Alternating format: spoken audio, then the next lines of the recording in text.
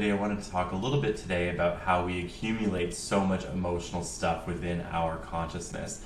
In case you haven't noticed, the world has gotten a little bit crazy in the last couple of years, and what I'm noticing, especially in the last year or so, is more and more people's anger coming to the surface. More and more people are feeling incredibly gunged up, angry. There's this sort of bouncing effect happening where one person's pain comes out and bounces off another person. Everybody ends up very, very triggered and in a pile of mess. So I wanted to address that and why that happens, and then over time how you can work to clear that out.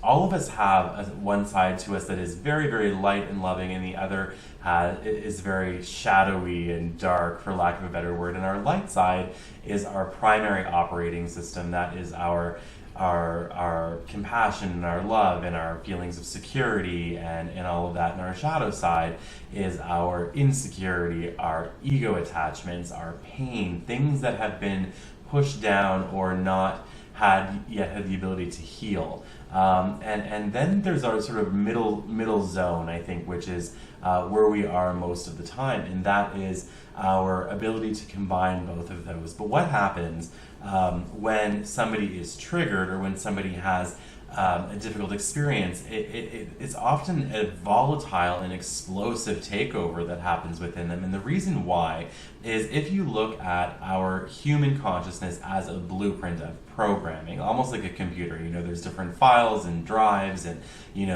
different indexes and all of that. I really don't know a lot about computers, so those may not be all the right words, but it is very similar to the way that a computer operates. And so when somebody has an experience that's challenging, that alters that programming. When somebody has a positive experience, that alters that programming. When somebody has a day-to-day experience, that maintains that programming, right? For both sides.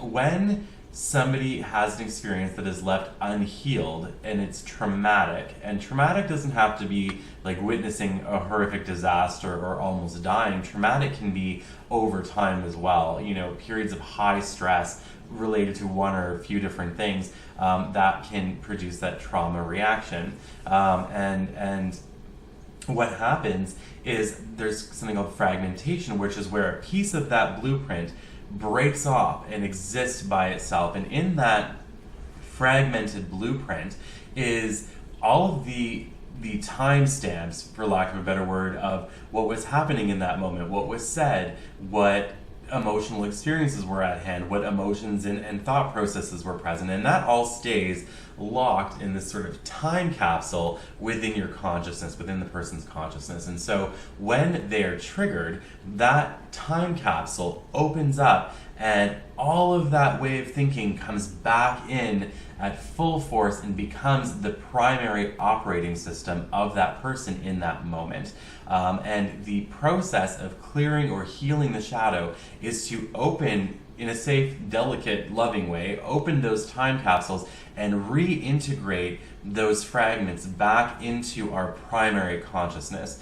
And the reason why it has to be done that way is because those time capsule thoughts, feelings, emotions, all of that, they need to be brought up to the current state of being, the current time. So we're taking them out of a time capsule and we're integrating them back into who we are. And when we do that, then triggers are no longer present and they're no longer prominent, and they no longer take over our primary operating system. And that is the gist of how people become jaded, worn out, exhausted, and volatile. And I'm sure all of us have either been at one point or run into somebody that is really, really crazy intense out of nowhere. You could just say, oh, like, I like your blue shirt, and they lash out at you. People sometimes are triggered even by kind things. You know, if you profess your love to somebody, that may trigger them. That may bring all of these things to the surface. And it's almost like dropping baking soda into vinegar, because it's not a gradual takeover of your primary operating system. It is a fast, instant survival mechanism takeover of your primary operating system, which is why somebody can be really kind and loving 1 second and flip and be super intense and crazy in the next second. And of course, there is an element of personal responsibility with this. We have emotional responsibility to keep our skeleton closets as neat as possible, but I think if we approach things compassionately for ourselves and the world around us, then we create space and room and time for people to open up those time capsules and clear out those fragments. So this is part 1 of a video series. The next part will be available soon, but this is sort of the groundwork for what we're going to talk about soon, which is how to actually go through and clear out those issues, clear out those skeleton closets, get rid of those time capsules, and become a fully integrated, fully conscious being.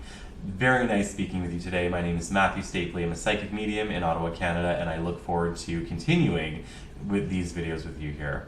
Take care.